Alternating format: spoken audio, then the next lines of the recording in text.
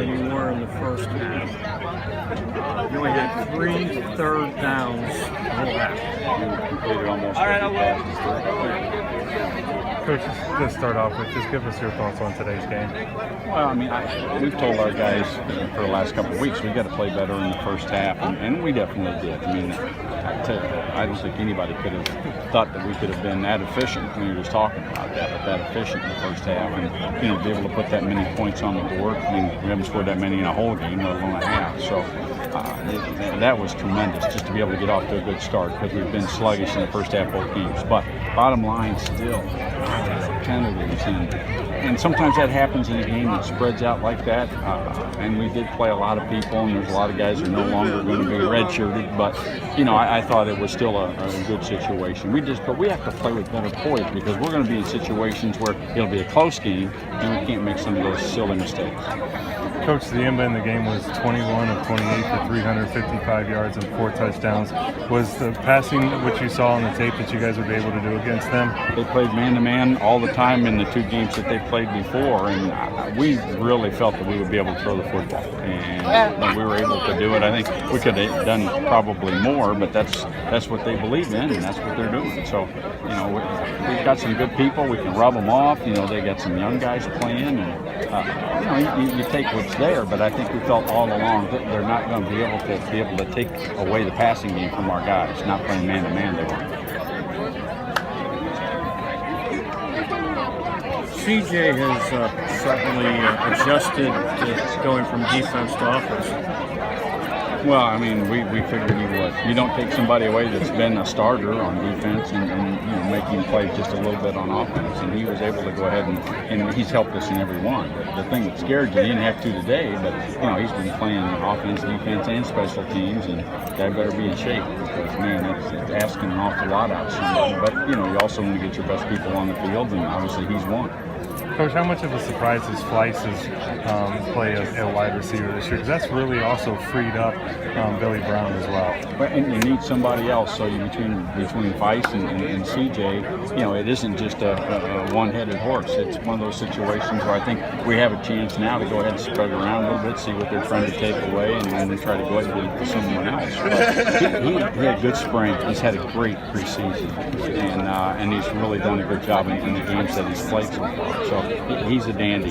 He was in that deal we had on, I don't know, his Twitter or whatever, but we made a big deal out of him getting a scholarship for the first time, because he's been here a couple of years without a nickel. Coach, and then you look at the other side of the ball. I mean, your defense played outstanding again today. Talk to me about that progression. Well, and I think Coach Klein felt like we would be able to go ahead and the biggest thing was we were going to be able to go ahead and get off the field. Part of that's with your offense, because they're running play after play after play, and the guys are getting tired. And it happened a little bit those last 2 series that they had at the end of the first half. But I think he felt like we were going to be able to get some pressure, and I thought we did, and didn't give up big plays. Maybe could have given up 1 or 2, but we were able to come out on the good side of that. But I think he felt good. It was just how much pressure are we going to have to use as opposed to how much I want to use. Was that the longest football game that you've ever coached? In the history of time, that's got to be right up there. My gosh, the officials, they talked to us. It's like they had to have a conference after every call. I can go ahead and say 61, from the sideline, and nobody has to get the deep officials in and talk about it. So, I mean, I don't know, but it took forever. Coach, thanks for taking time with us. I'm going to go ahead and move over here and talk to CJ. Did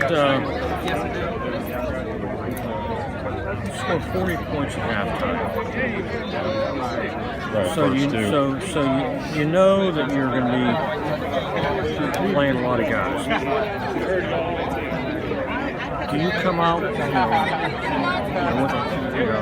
and of course you got a big game next week.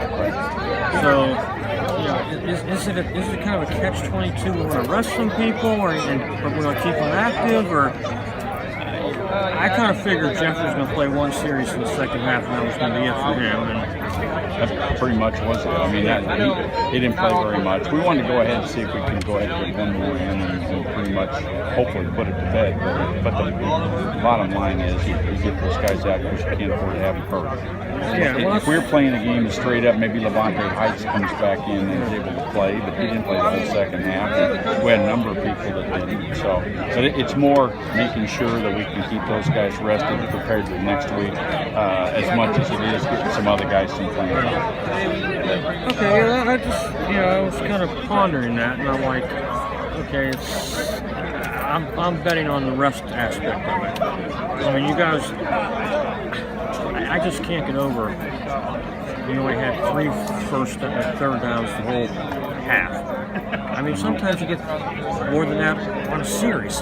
Yeah.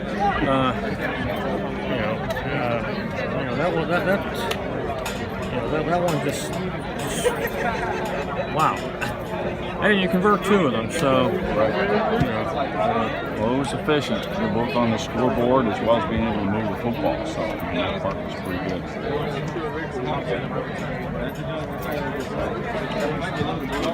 Talk to you Wednesday. All right, very good.